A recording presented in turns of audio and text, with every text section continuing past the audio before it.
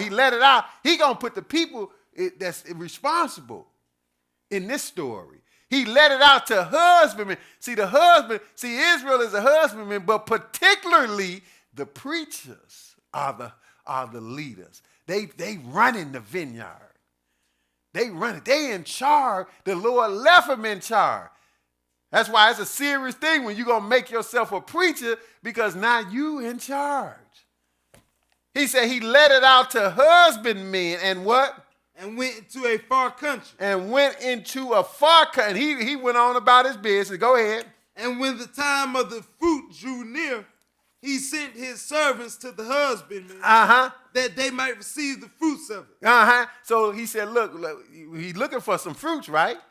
He was looking for grapes, but we already know why our grapes came up. They didn't produce what he expected. Go ahead. Well, let's see. Make sure.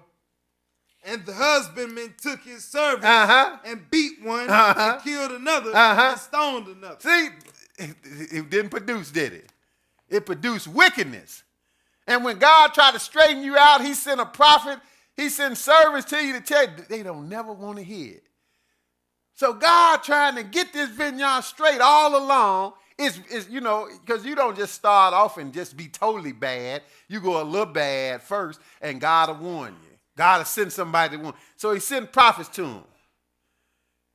He said he sent servants to the husbandmen that they might receive the fruit. And the husbandmen took his servant. They beat one.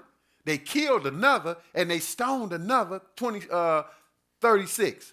Again, he sent other servants more than the first. You see, God keeps sending servants. See, it don't matter. See, just like they could kill some of us right now, God got some more he going to send. They get mad and kill us. Eventually, that's going to happen too. Because they don't like this. They ain't never liked the truth. But it don't matter. God going to send some more. Yeah, see what you do to them. He said, send other servants more than the first. And what they do? And they did unto them likewise. See, now who doing it, by the way?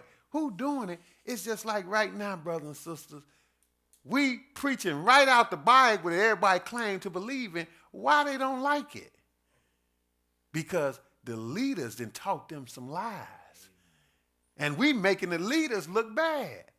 So eventually, they're going to get upset. See, we ain't too much got to worry about Israel now, because now the world is in the hand of the Gentile. And even the Gentiles think they supposed to be running the word, running the church. That's eventually now who going to do the big killing now. The Gentiles going to do it now. Because, hey, we're going to see toward the end of this lesson, hey, the vineyard that the Lord set up with Israel, hey, not the whole world is polluted now because the vineyard went wrong. Everything is polluted. Like he said in Isaiah 20, there is no place clean. All tables full of filthiness and vomit, spiritually speaking. Go ahead. But last of all, he sent to them his son, saying, they will reverence my son. So he been sending prophet after prophet. That's what the servants stand for. They beating them and stoning them, killing them. Last of all, he said, well, I'm going to send my son to straighten. See, Jesus came to straighten the foolishness out in the vineyard. Last of all, he sent unto them his son. Remember, this is a story about a vineyard. And said, oh, they going to listen to my son. Let's see what they do. But when the husbandmen saw the son, they said among themselves, this is the heir. Come, let us kill him, and let us seize on his inheritance. See, because they only thinking about their own well-being. They're not trying to look out for people. They're not trying to serve God and benefit God's people in the vineyard. They're looking out for themselves. It's what's important to them. If they've been lying and living good off the lies, they just want to keep living good. Don't care who come. Jesus himself come. They end up killing Jesus. People say all the time, he died for my sin. Yeah. How did he die? They killed him because of their own wickedness. Last of all, he sent his son, saying, there rose my son. When the husbandmen saw the son, they said among themselves, this is the heir. This is the heir right here. Oh, we get rid of him. We straight, man. We got to get rid of this dude. Let us kill him, and we can run this thing forever. So they thought. And seize on his inheritance. They just concerned with running it their way. Go ahead.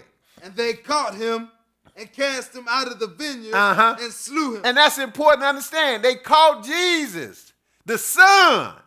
First of all, who giving the parable? Jesus, right? You know he know what he's talking about. But don't nobody understand this. What do you think this in the Bible? This is telling you the state of what's going on when it comes to God and his people. That is not good. See, you go to church every Sunday and the preachers make you think it's a bed of roses. It's beautiful in the vineyard. The sun is shining. The grapes is flourishing. Won't you come? Won't you come? They make you think it's all good. Jesus telling a different story, brothers and sisters. It's jacked up. They ain't listening to God one iota. Won't listen to God and get mad when you bring God to them. They doing God's people in constantly. They doing God's people in. Kill one, stone another, beat another. Then Jesus, the Son, come preaching the gospel. He said, verse 39, they caught him and cast him out of the vineyard. They said, get out of here. They didn't just kill him in the vineyard either. Pay attention to that. This means something too. They kicked him out of the vineyard and slew him. Go ahead, 40. When the Lord thereof of the vineyard cometh, what will he do unto those husbandmen? What now? That's a good question. When the owner of the vineyard get back, you know, he left in charge, expected to go right. He left these turkeys did what they wanted to do. When he come back, what will he do to her husband? Well, it don't look good for him, do it? 41. They say unto him. Now they answered it. Go ahead. He will miserably destroy those wicked men. That's what it is. They got that right. Go ahead. And will let out his vineyard unto other husbandmen, which shall render him the fruits in their season. He said he gonna miserably destroy those wicked men. That make perfect sense, don't it? They had that right. But let's see who this is all about, who this affected. Verse 45. And when the chief priests and Pharisees had heard his parables. See, it didn't say the pimps and the prostitutes and the hustlers and the dope dealers did it. The gangbangers. See, all those people that do those things, they wrong, but they better off and they got a better chance of repenting than the ones who he talking about here, the religious leaders, because they so brainwashed in the mind. You can't tell them nothing. You know, the people doing stuff in the dirt in the street, they know they wrong. They just choose to be wrong, but it's bad when you think you in church doing right and you wrong. That's who they are. He said, but when the chief priests and the Pharisees, that's the religious people, the leaders, heard his parables, what did he say? They perceived that he spake of them. They perceived that he spake of them. They perceived right. Go ahead. But when they sought to lay hands on him. See, they wanted them right there. They sought to lay hands on him. Go ahead. They feared the multitude because they took him for a prophet. See, they couldn't. They said, look, too many people listen to him. We can't do it right now. That's why they wanted to catch him in secret. That's why they caught him at night when the multitude wasn't around. When they finally did arrest him and charge him and all that and put him to death. But now, we'll be back here a little bit later. Let's go to Jeremiah 12 and look at it. Because he's talking about the chief priests, the religious leaders. Jeremiah 12. We're going to get to it now because not only are we showing that the vineyard is jacked up, it's polluted. It's polluted and God got fed up with it and said, I'm done with it. Y'all producing nothing but wickedness instead of righteousness, even in church. But he even pinpoint that the husbandmen are the ones at fault. Who are the husbandmen? That's what we call them shepherds and pastors, these leaders. Notice what he said here, 12 and 10. Go ahead, Jeremiah 12 and 10. Go ahead. Many pastors have destroyed my vineyard. Who? People say, don't talk about my pastor. Look, the Lord talking about him. Through Jeremiah. This is the problem in the vineyard, isn't it? He didn't say many pimps. Pimps are wrong. Don't make it think I'm trying to condone pimping. I'm just making a point that he's not criticizing them in this regard. He is criticizing the preachers. Many, because they the ones are most at fault. If the preachers had it right, you would get more pimps and prostitutes off the street to do God's will. But since they hypocrites, nobody listen to them. Even most of the people running the streets, they know the church people is hypocrites. That's why they just keep doing what they doing. And then the ones that end up in church trying to do right, they turn into hypocrites themselves because they don't learn the truth. So he said, many pastors have destroyed my vineyard. That's the problem in the vineyard, the leaders. The Lord's saying it. Go ahead. They have trodden my portion underfoot. Uh-huh. They have made my pleasant portion a desolate wilderness. Are we talking about some literal vines and grapes in a fruitful hill somewhere? No, we not. He said, they have trod my portion under feet. That means that you're supposed to be raising up servants of God, teaching them about the Lord, and they ain't doing nothing but trying them under feet, smashing them where they on their way to hell. And made my pleasant portion, that's the people, and the land that he had chose, a desolate wilderness, because he had to destroy it all. Back up to verse 7, and we'll read into it now. Go ahead. I have forsaken mine house. I have left mine heritage. I have given the dearly beloved of my soul into the hand of her enemies. See, that's his people Israel and the nation of Israel. Go ahead. Mine heritage is unto me as a lion in the forest. Uh-huh. It crieth out against me. Uh-huh. Therefore have I hated it. See, people say, God don't hate. He love everybody. You better read a little more. Mm-hmm. Therefore have I hated. He talking about his people, brothers and sisters. In Deuteronomy, he said, I abhorred them because we're wicked people. But Paul let it be known, as bad, as blind, as messed up as we are, God still got some, and he going to save Israel as a whole in the end. Go ahead. Mine heritage is unto me as a speckled bird. Uh-huh. The birds round about are against her. See, that's why don't nobody, all the other nations don't like us, because we're a speckled bird. We going to stand out. God making us stand out. We're a speckled bird. That means we different from other people, and it's not good. So we stand just like a bird that's speckled. If a bird that's speckled among all birds of the same color, all the other birds going to pluck on that speckled bird. If you just all white birds there and you a speckled bird, they're going to be taking advantage. They don't like that bird. Well, that's how God made his people. It's like a speckled bird. The birds round about are against her. Go ahead. Come ye. Assemble all the beasts of the field, Uh-huh. come to devour. Uh-huh. Many pastors have destroyed my vineyard. We're going to read it one more time. Go ahead. They have trodden my portion underfoot. Uh-huh. They have made my pleasant portion a desolate wilderness. Okay. The pastors, just like we saw the chief priests, those were the husbandmen. That's what the pastors are, the husbandmen. Go to Zephaniah 4. That's probably 3, because I don't even think it's no Zephaniah 4. As soon as I just saw that don't sound right to me. So it's probably 3. I was probably moving too fast. Zephaniah.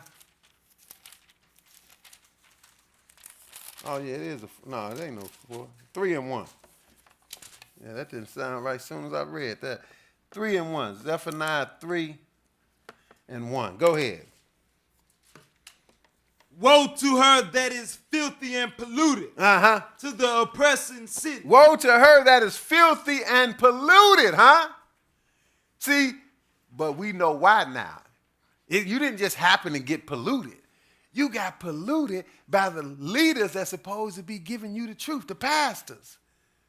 That's how it got polluted. That's why the title is, though polluted, Israel still God's vineyard. God don't change, though. He going to fix this pollution. He going to straighten his vineyard out before it's all said and done, brother. So that's the good news. But in the meantime, woe to her that is filthy and polluted, to the oppressing city. Why is it that way? Verse 2. She obeyed not the voice.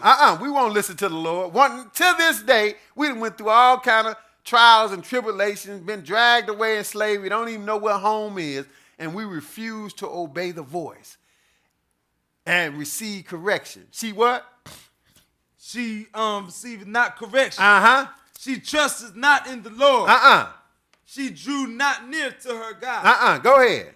Her princes Within her are roaring lions. Her judges are evening wolves.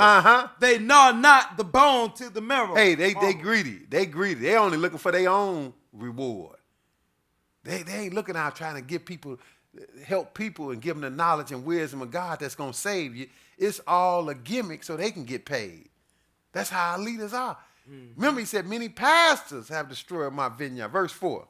Her prophets are light and treacherous persons. See, you had leaders in the physical realm, they wasn't no good, and in the spiritual realm, they not no good. Her prophets are light and treacherous persons. People say, you talking about? No, the Lord talking about you. Go ahead. Her priests have polluted the sanctuary. The priests? You mean the priests did the pollution? The priests, the pastors. Don't matter what you call them. You can call them apostles. Paul told you about them too. All of them as a whole did mess this vineyard up. Her priests have polluted the sanctuary. Go ahead. They have done violence to the law. What? You mean it's just like it is today? They hate the law. You go to church and they would talk about the law of God that's in this Bible worse than any criminal on the street. They against the law. You mention the law, it's like they get upset with you. The law? What are you talking about the law around here for? We under grace. Get upset with you. Grace don't absolve you from the law. Grace give you a chance to still make it in spite of your past transgressions. You got to repent and get your act together according to the law after that. That's why he said it.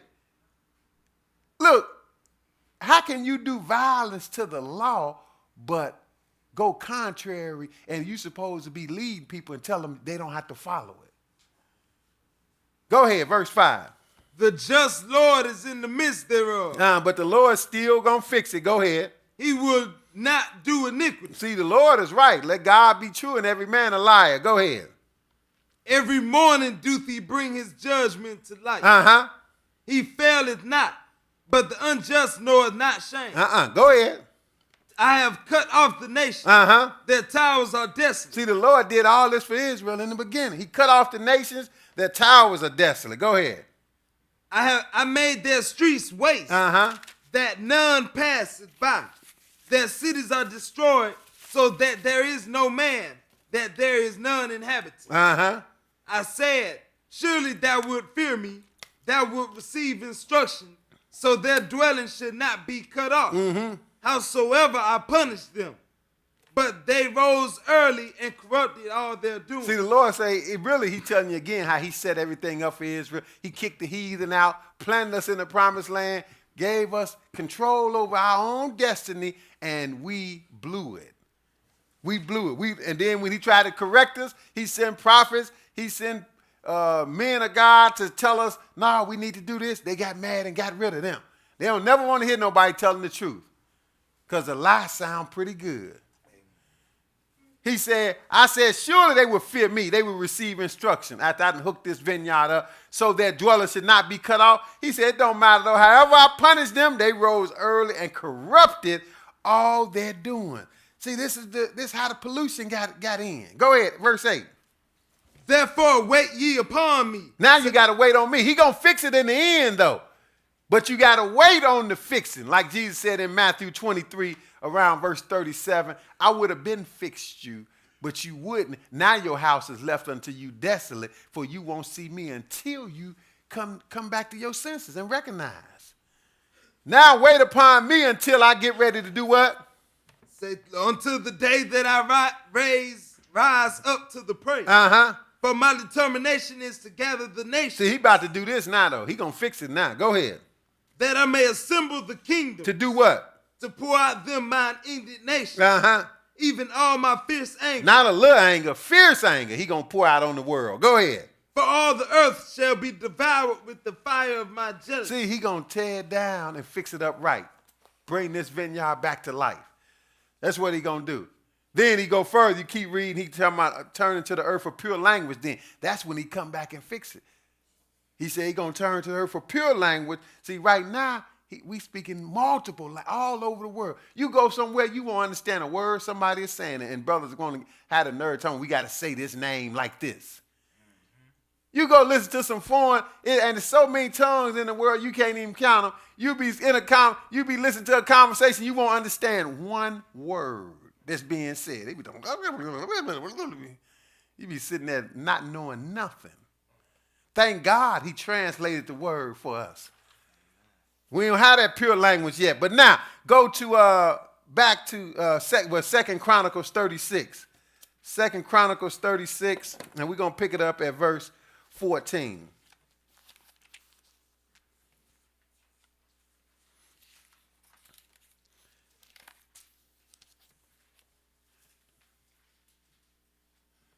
But he told us, many pastors have destroyed my vineyard. Even when Jesus gave that parable about the vineyard, the high priest, the priests, chief priests, and the Pharisees perceived that it was about them. They knew. That's what he told you.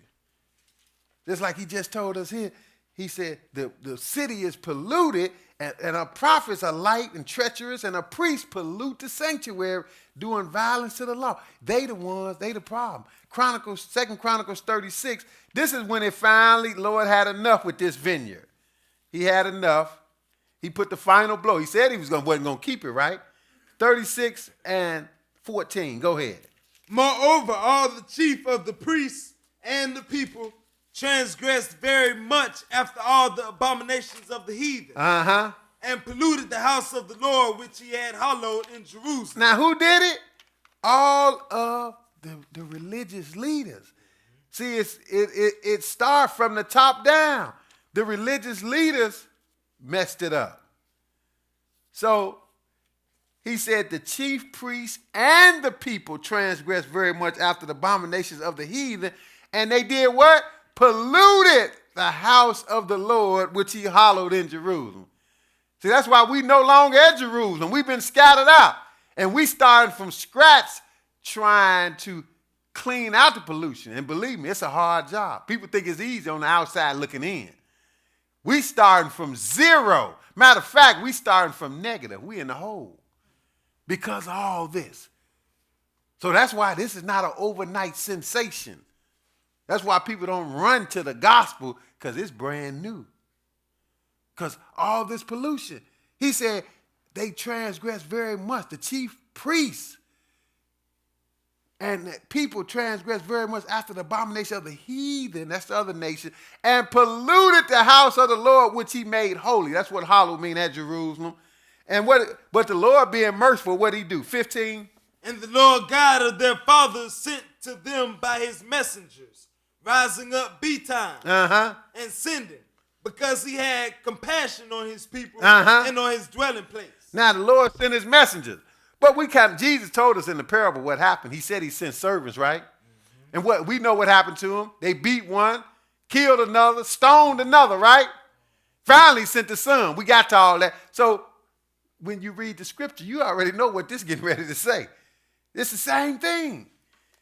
He said the Lord God had compassion on them, and he sent messengers rising up betime. That's early and often. And sending, because he had compassion on his people and on his dwelling place. This is the vineyard. His people is the vineyard, right? What they do, 16. But they mocked the messengers of God. No kidding, and they do it today. Don't think it's surprised when you're trying to tell somebody the truth and they start mocking you. Don't get bent out of shape. You're in good company. They mocked all the people that told the truth. They mocked Jesus and killed him. What you think gonna happen to you? You gonna get some mocking. It's like, it didn't surprise me. I was on my job when I was driving a truck, and this brother, he tried to quote to me some scripture saying, you don't eat no pork? Well, I went to church, and they said, I know Peter ate some pork. Peter ate some pork. I said, man, where is that at in the Bible? It's in the Bible. I don't know where it is. That's what, that's a cue that they've been listening to their preacher and ain't been getting no book. They always say that. I know it's in the Bible. I don't know where it is. Well, first of all, that's a problem. You don't know where it is. I got to show you where your scripture is that you think you know about. And I show it to him too. I don't know where it is. It's in. I said, man, you talking about Acts 10, but Peter didn't eat no pork. I told him, go home, read it when you get home and come back tomorrow and tell me. No, he ate it, brother. He ate some pork. I read it. I said, man, go read it tomorrow. He didn't even know where it was. I got to tell him, write it down, Acts 10. Go read it when you get home. Come back tomorrow. He came back, yeah, you was right. He didn't eat it, but it still mean we can eat it. I said, well, so from then on, this dude called himself mocking me. See, you don't know, I can care less. I try to tell you the truth. You don't take it, that's on you. From then on, I'm loading my truck in the morning. We both loaded our truck, getting ready to go. Yeah, what you eating for lunch today? You know what? I'm going to get me a bacon sandwich and I'm going to get me a pork chop. He thought he was funny. I'm like, have fun. That don't bother me. You know, he said this in front of other people, you know, because I'm an idiot because I don't eat pork. He called himself mocking me till he had a stroke. The doctor probably told him, man, you probably need to leave that pork alone. They listen to the doctor. They won't listen to the Lord, but they listen to the doctor. That's bad. But don't be surprised. He said, but they mocked the messengers of God, right? And what else? Finish 16. And despised his words. And despised God's words. Go ahead. And misused his prophets. And misused his prophets. Same thing Jesus said in the vineyard. Go ahead. Until the wrath of the Lord arose against his people. Against his vineyard. That's his people. Go ahead. Till there was no remedy. Till there was no remedy. He said, I done had it up to here. Go ahead. Therefore he brought upon them the king of the Chaldees, who slew their young men with the sword in the house of their sanctuary. Oh, he killed you up in church. He brought Nebuchadnezzar through there, and Nebuchadnezzar was killing everywhere. Go ahead. And had no compassion upon young man or maiden. Young man or maiden, he ain't had compassion on nobody. Go ahead. Old man. Old man. See, so don't be surprised when you see bad stuff happen to some of everybody. They do everybody in old man, young man, woman. Just like when slavery, we still in slavery, but it's a little easier right now for the moment. But when it was real rough, who didn't they do in?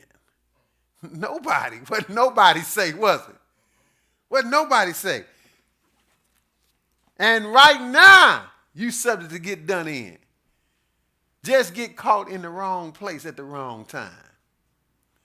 He said they slew a young man with the sword in the house of their sanctuary. They had compassion upon, no compassion on young man, maiden, old man, or who? Or him that stooped for age. He gave them all into his hand. But that's key. God is the one doing it. That's why I ain't mad at nobody. Because God doing it, and he doing it for correction because our disobedience. Verse 18. Oh, no, I'm sorry. We done there. We're going to move forward because we definitely got a lot to deal with. Matthew 21. Matthew 21. See, me and the reader, we both getting caught up in this lesson. Amen. That's why it's going to be long, so y'all sit tight, buckle up. See, that's both our fault. I can't just blame him. But sometimes I be reading, it be feeling real good. You be reading the Bible sometime and you understand it. You really feel like shouting. But you got something to shout for when you getting some understanding for the scripture. It make you want to shout for real because you got to understand. But you can control it if you don't want to shout. You don't have to shout. People act like, well, you just got to be acting crazy. And they haven't got nothing. They ain't got no news to act crazy about. Matthew 21 again. Back to the parable again. Verse 35 this time, which we read it. We're going to read it one more time to add it up. Go ahead. And the husbandman took his servants and beat one and killed another and stoned another. Just like he just said in Chronicles. Go ahead. Again, he sent other servants more than the first, and they did unto them likewise. Go ahead. But last of all, he sent unto them his son, saying, they will reverence my son. Go ahead. But when the husbandmen saw the son, they said among themselves, this is the heir. The heir, Come, let us kill him, and let us seize on his inheritance. And they caught him and cast him out of the vineyard and slew him. See, that's the only thing Chronicles didn't mention. They mentioned all the other servants that came, but then the son hadn't came yet in Chronicles. So now Jesus was here. He threw the son in there. He said, last of all, the son come. They've been beating the prophets before me. See, he talking about himself because he the son. And they caught him and cast him out. He telling them what they going to do to him before they even do it. Cast him out of the vineyard and slew him. Cast him out of the vineyard. Go to John 19 and let's show you why I say cast him out of the vineyard to kill him. That literally happened. It's spoken of in a sense because he wasn't right inside the limits. John 19 and verse 18. Go ahead. Where they crucified him. Now this is where they crucified Jesus at. This is a place. Go ahead. And two other with him. On either side one. And Jesus in the midst. And Pilate wrote a title and put it on the cross. And the writing was Jesus of Nazareth, the King of the Jews. Go ahead. This title then read many of the Jews. For the place where Jesus was crucified was not to the city. See, now many of the Jews read this title, and it was not to the city. That means technically it wasn't inside the city, right? Technically, it was outside the city because they cast him out of the vineyard. Go ahead. And it was written in Hebrew and Greek and Latin. It didn't matter what language, whatever, the Lord wants you to get the message in whatever tongue you speak. So it was written even at Jesus' time because Hebrew was not even the most popular language at this time because we had been invaded by all these other nationalities. So the Lord don't care. Some of the people speaking Greek, some of them speaking Latin. I want you to get it. So he made sure it was written in Hebrew, Greek, and Latin. So you can say all of this in multiple languages, can't you? Say the same thing in different languages. But it was not to the city. Go to Hebrews 13. Hebrews 13. See, Jesus had to suffer and die for our sins, but the suffering and dying was brought on by the husbandmen or the many pastors that's destroying the vineyard. That's what this story is about. See, this story is painting a different picture from what we get at the average church, because at the average church, we listening to they just trying to keep the lies going in the vineyard. They trying to keep you deceived to do it their way in the vineyard. Because all these preachers as a whole, they just go along with status quo. That's why they got the same old stuff. They go along with status quo. And they want to just keep it nice and smooth. They don't want to ruffle no feathers. But then when those with the truth come, ruffling feathers, they get mad and want to do something to you. Even Jesus. That's why they did the son in. Hebrews 13 and 9. Go ahead. Be not carried about with divers and strange doctrines. For it is a good thing that the heart be established with grace, not with meats, which have not profited them that have been occupied therein. See, he warned you, don't be going for everything. We go for every wind of doctrine. But he said, don't be carried about with divers and strange doctrine. Get the truth. That's what you need. Go ahead, 10. We have an altar whereof they have no right to eat, which serve the tabernacle. Go ahead. For the bodies of those beasts whose blood is brought into the sanctuary by the high priest for sin are burned without the camp. See, he said the ones that's dealing with it, they don't have no right to eat. It's just like these preachers. Hey, in the average, within the vineyard, the average preacher is not giving us what we need. So he letting you know, just like the offerings that was made. The offerings, they had to take it, ultimately, they had to take it on the outside because you're not getting it inside the vineyard. He said at verse 11, for the bodies of those beasts whose blood is brought into the sanctuary by the high priest for sin are burned without the camp. When you get rid of it, it ends up on the outside. He said he's showing you the purpose of what happened to Jesus, because Jesus said they kicked him outside of the vineyard and slew him. He purposely said that. So he said even the animals that's killed for sin, like Jesus died for sin, the animals that's killed for sin, their bodies are burned without the camp, right? On the outside, not on the inside. Go ahead, verse 12. Wherefore Jesus also, that he might sanctify the people with his own blood, suffered without the gate. Oh, Jesus, that he might sanctify us with his blood. He suffered on the outside of the gate. That's what without the gate means. Because they cast him out. That's why it even said it was close to the city. It was on the outside, physically speaking. But this has spiritual implications. He suffered without the gate. So now, being that the vineyard is polluted, brothers, so everything is polluted as a whole. That's why mainstream religion ain't going to get you nowhere. That's why we come out of left field, they don't know what to do with us. What are you? Nothing. What denomination? Nan. What school you go to? None. You got a doctor, you got a degree in theology? Nope. They don't know what to do with us. Because we come from a whole different direction, and we are not within, we not just going along with what's happening in the vineyard. Because the vineyard is polluted. Even Jesus, they kicked him out of the vineyard, didn't they? They didn't even want him in the vineyard. So they doing what they want to do in the vineyard, brothers and sisters. So we're not physically going to leave and go nowhere, but you better believe spiritually you're going to be on the outside if you're going to serve this God. Because he on the outside of the main vineyard. What's going on? It's polluted. So he suffered without the gate. Now, if you're going to go to him, 13, where you going?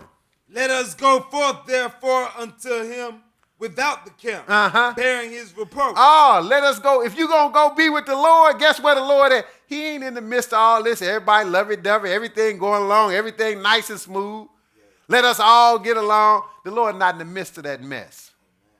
The Lord on the outside.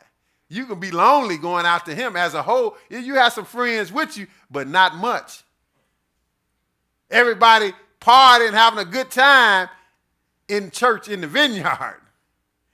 You out here looking crazy. What's wrong? Where you going? Keep the Sabbath. Keep the Sabbath. You stop eating pork too? You see, you looking crazy. You outside the vineyard. They not teaching that the vineyard is polluted. They not teaching obey God in the vineyard. It's a show. It's just status quo in the vineyard. So verse 13, let us go forth therefore unto him, Jesus, without the camp. They kicked him out when they killed him. If you want to be with him, you got to go outside, bearing his reproach, because you're going to be disliked and hated. Why people don't get this? If you really going to be with Jesus, Jesus was not liked, brothers and sisters. He was hated and murdered. Didn't do nothing wrong.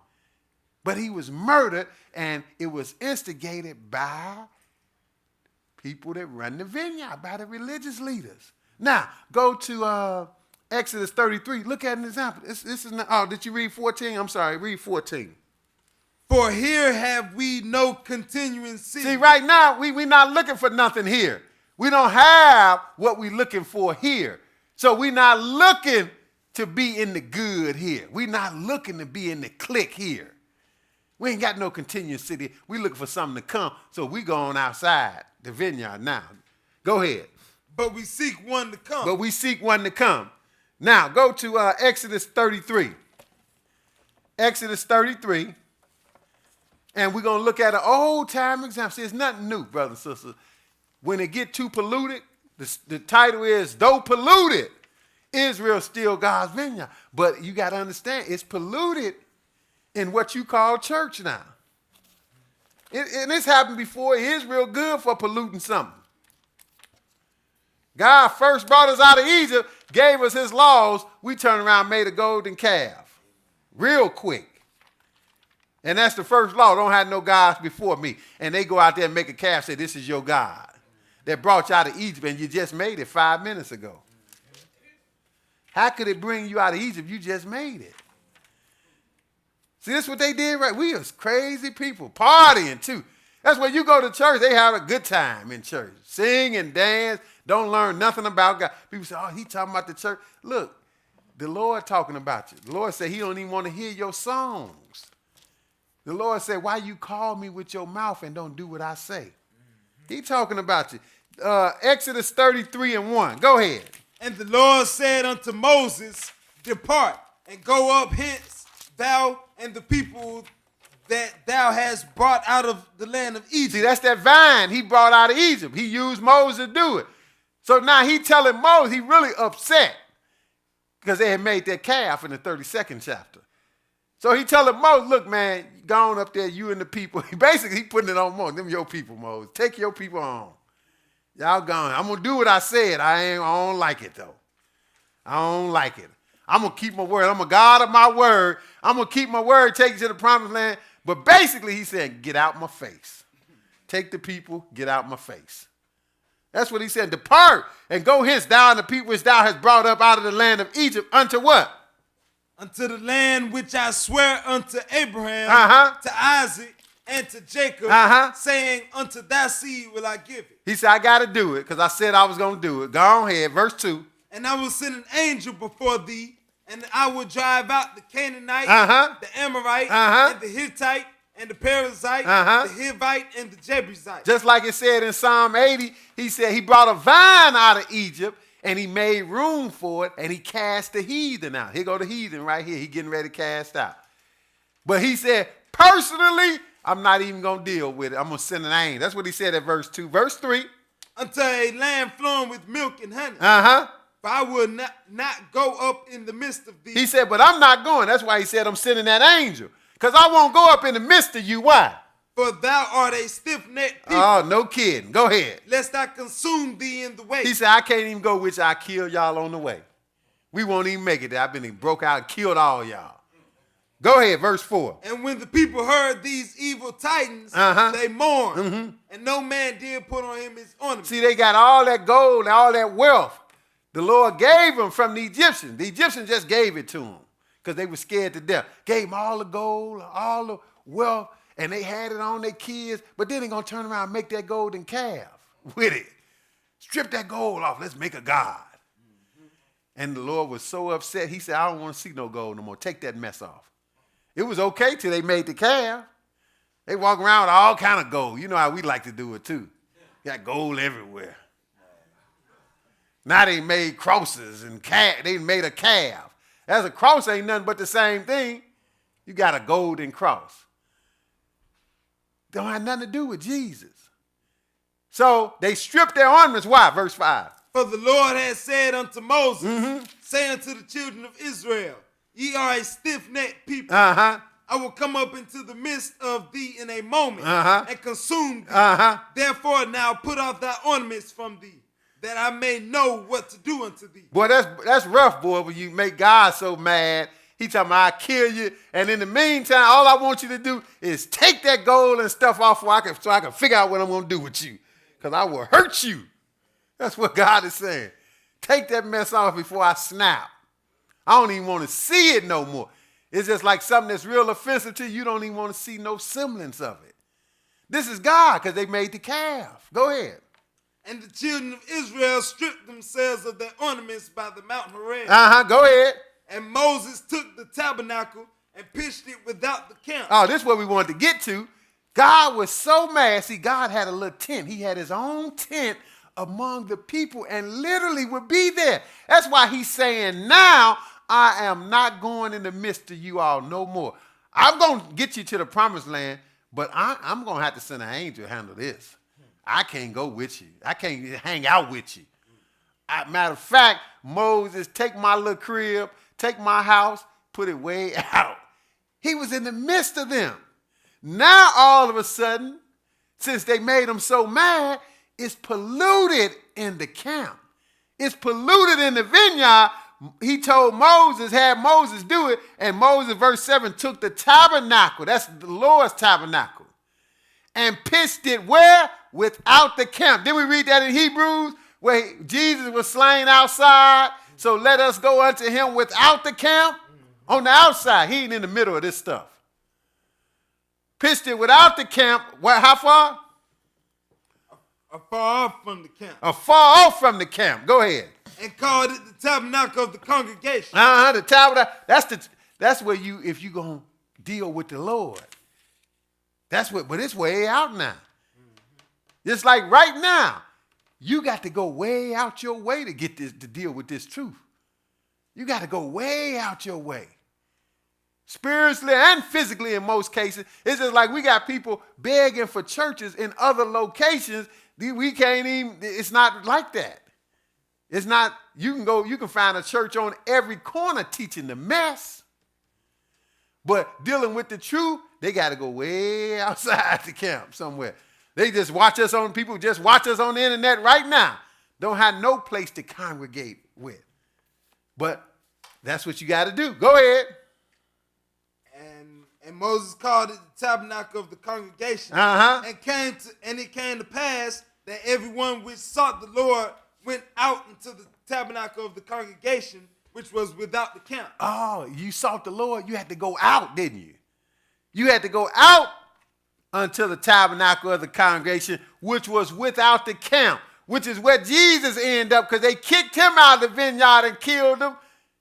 And he was an outsider. So if you want to be with Jesus, Hebrews told you to go unto him without the camp, bearing his reproach. Isn't that simple? John 17. John 17.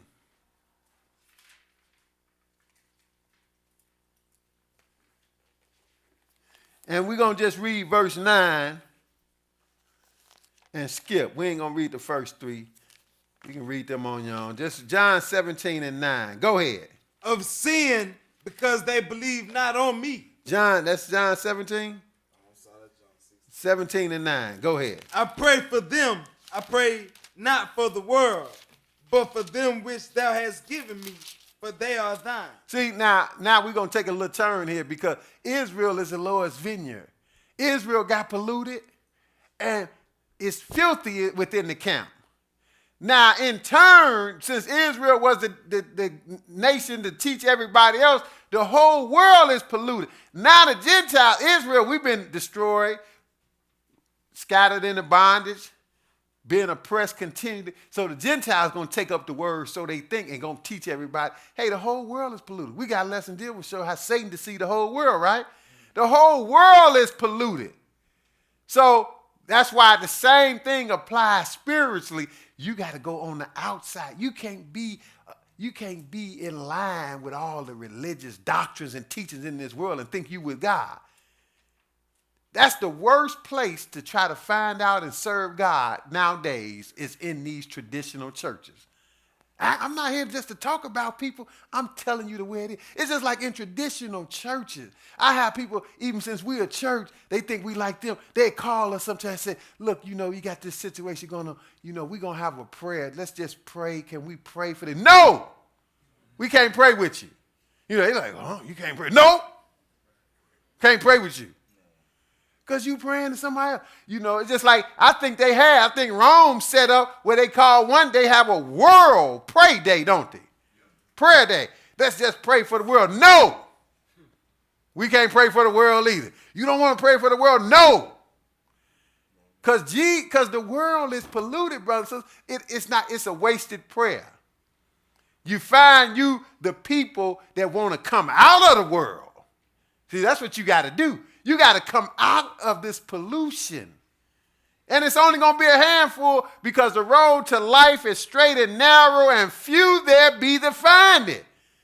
The camp inside is polluted. So we not all the same. We cannot get along. So notice, read that what Jesus said again, because this is what he's telling you. This is not something I'm saying. 17 and 9. I pray for them. Jesus said, this is who I pray for. I pray for them. He's talking about his followers, and in turn, it leads down to whoever follows them nowadays, which includes us, if we follow them. He's praying, because he's going to say later, not just for thee, because he's talking about his immediate disciples right here.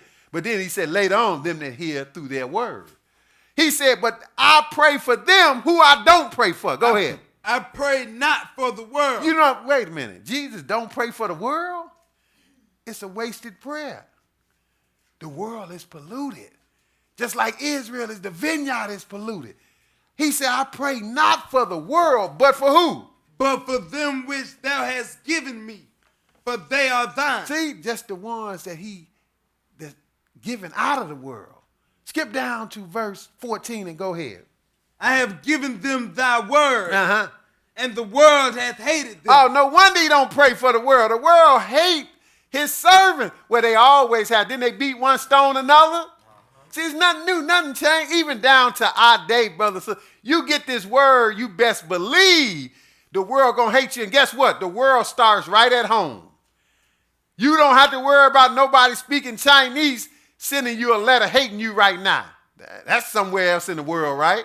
But your world starts right at home. People you know, your influence, your neighborhood, your family and friends. That's your world.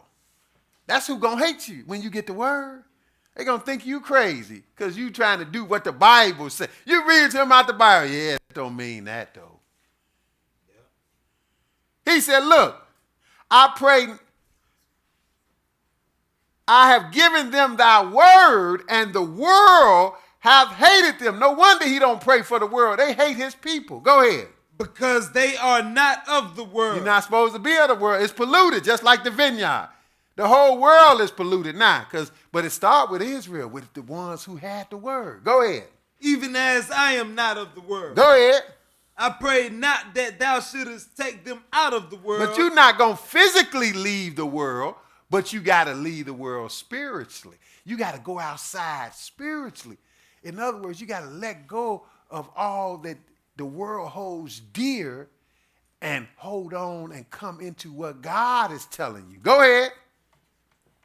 But that thou shouldest keep them from the evil. I don't pray you take them out of the world. Just keep them from the evil. Go ahead. They are not of the world. Not supposed to be of the world, and that includes the religious world. Go ahead. Even as I am not of the world. Jesus wasn't of the world. That's why they killed him. They kicked him out of the vineyard and killed him. Go ahead. Sanctify them through thy truth. Oh, you want to be sanctified. This is real sanctification. You got a sanctified church that don't know nothing about sanctification. This is real sanctification when you are set apart. Amen. You outside the camp dealing with the Lord because he's not in the mess, in the pollution on the inside. Mm-hmm.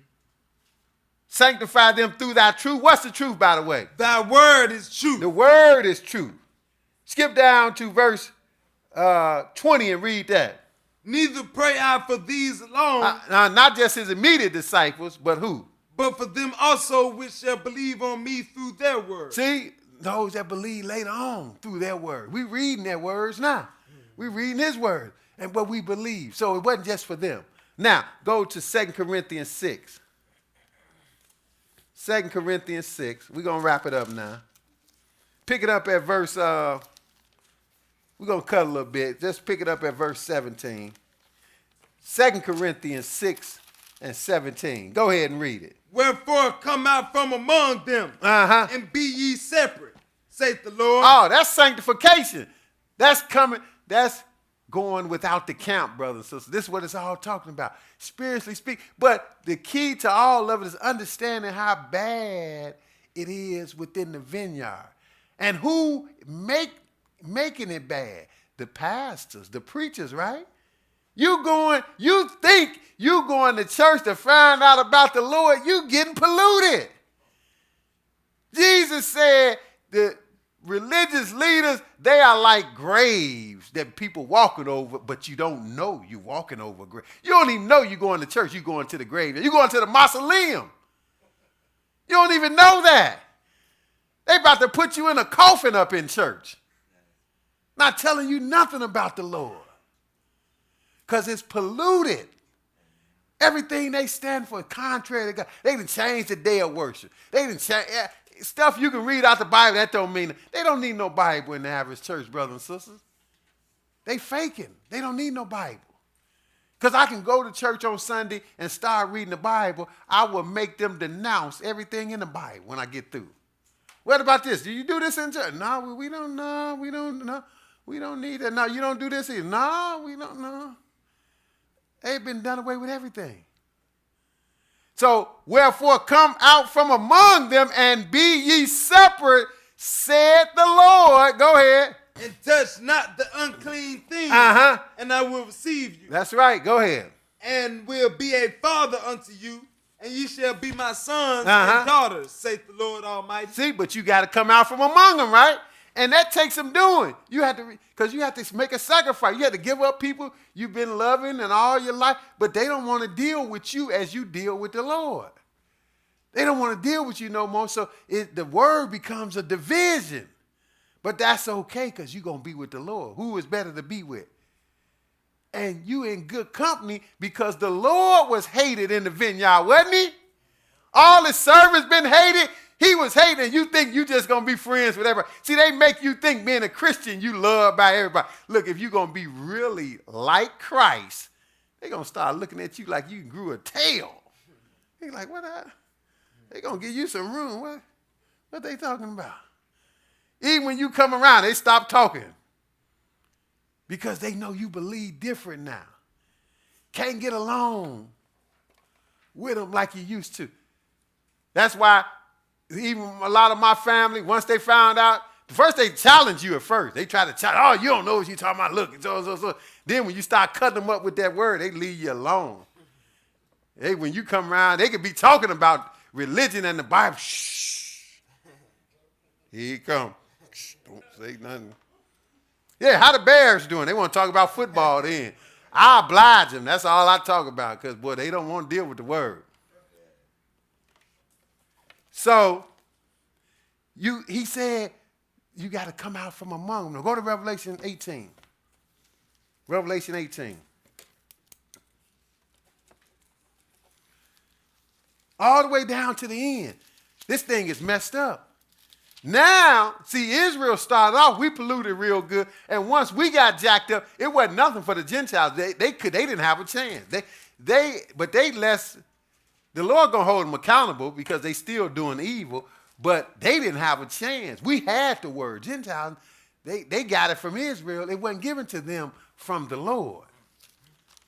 So they was secondhand anyway. They couldn't get it right because it ain't for them to get right like that. So they're in the wrong place to try to run with this. Revelation 18:2. Go ahead. And he cried mightily with a strong voice, saying, Babylon the Great is fallen, and is become the habitation of devils, and the hold of every foul spirit, and a cage of every unclean and hateful bird. See, this is not in the Bible for nothing. This is for you to understand. What is Babylon? See, that's the religious institution, the worldwide religious institution that got us believing all this pollution now. They didn't perpetuated it. See, it started with the Roman Empire, but out of the Roman Empire came the church that have flooded the world with all this false teaching, and that's the Roman Catholic Church. See, and that's who gonna do the killing in these days, because they really believe they right. You find somebody, they upset right now if they hear this. I done got letters from them. They do not like us, but this got to be somebody, brothers and sisters. Who this talking about? Like Revelation 17, Mystery Babylon, the mother of harlot. Who is that? The Lord ain't got in the Bible for me never to know who that is. So if I done found out who it is, I have a duty to proclaim who it is. It's in the Bible for that. So this Babylon right here, which ultimately refers to the Roman Empire, but the religion then came out of that. Babylon the Great, the Lord gonna bring it down, but now keep going, because in the meantime, he gonna tell you what it done done. It done polluted the whole world now with this false teaching. So the pollution that started with Israel by the religious leaders, hey, it done extended to the whole world now through Babylon. 3. For all nations have drunk of the wine of the wrath of her fornication. And the kings of the earth have committed fornication with her. That means all the kings of the earth have went along with this. That's why you can go anywhere and you got people that follow this mainstream religion. See, we think we different in certain little denominations. No, as a whole, you following the same thing. You think you different. And I know the whole world is polluted. See, the kings didn't let it go on because, you know, if you're a king over your country, you got the right. You can accept what you want to accept and reject. But all of them that went along with it. So, in example, Rome, which is Babylon, spiritually speaking, gave you Christmas. You know, we over in America. We're not in Rome. But Rome gave it to you, made it official. Don't America recognize Christmas? Don't America recognize Easter, which is to the goddess of fertility, perpetuated by Rome? So the kings of the earth then went along with a religion, false doctrine, which is fornication.